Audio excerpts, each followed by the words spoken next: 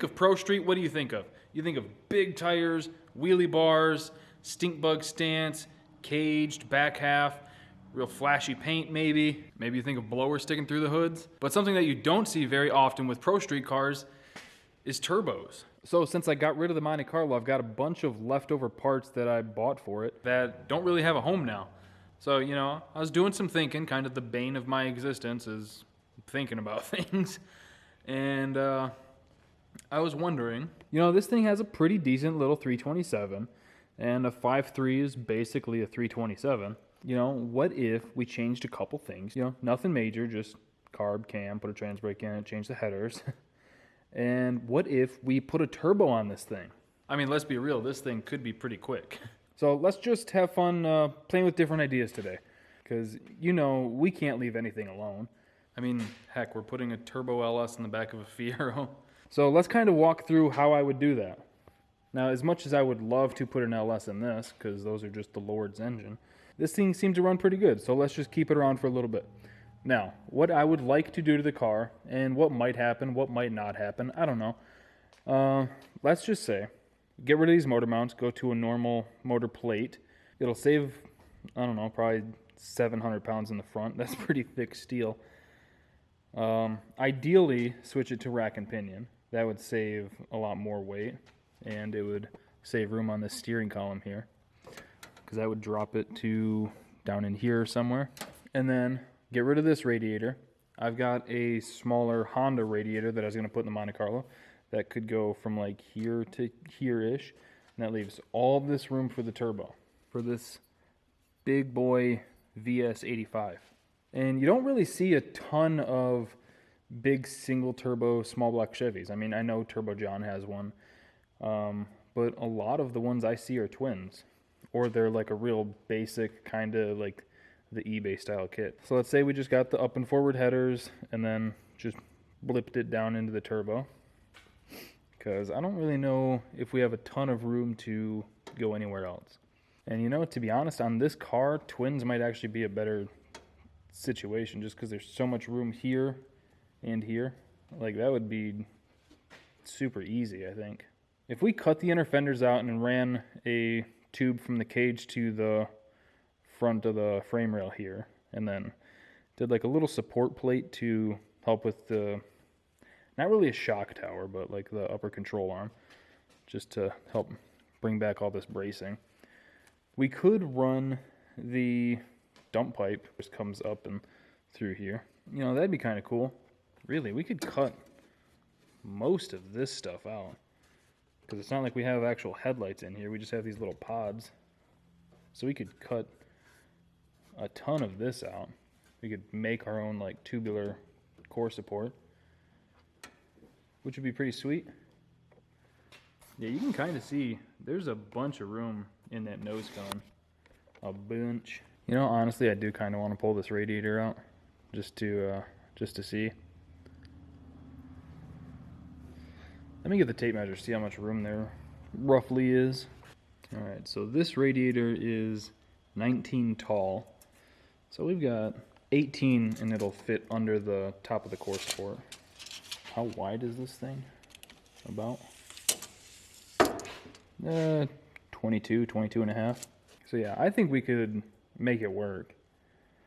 The issue then becomes, I don't want to modify this carb for blow through, because this carb works so well. I don't want to mess it up.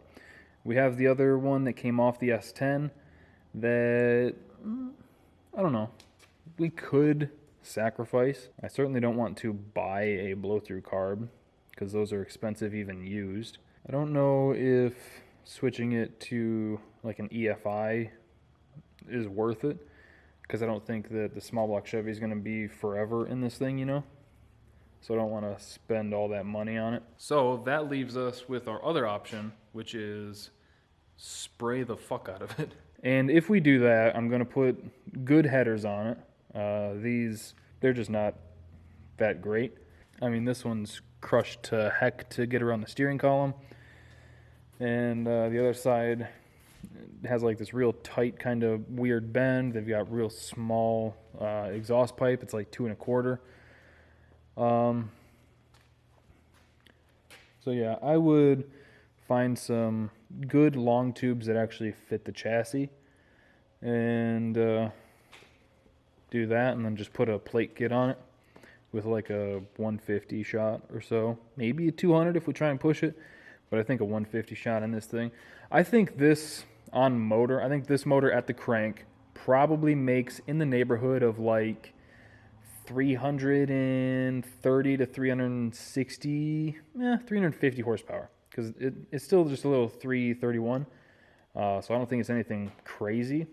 So I think like 330 to 350 is probably a safe bet. I'm kind of assuming or guessing that it's like 9.5 to 10 to 1 compression. I can't imagine those heads have huge chambers, and they're flat top pistons, so it's probably got pretty decent compression. So yeah, let's just say, let's try to be conservative. Let's say 330 at the crank on motor. So if we sprayed a 150 on it, that puts us at 480-ish, and 9 times out of 10 at the crank, like a 150 shot will make like 175 or whatever. At least, you know, all the dyno videos I've seen and Engine Masters and stuff. That puts us at like 480, 500 on a really good day with good weather and everything.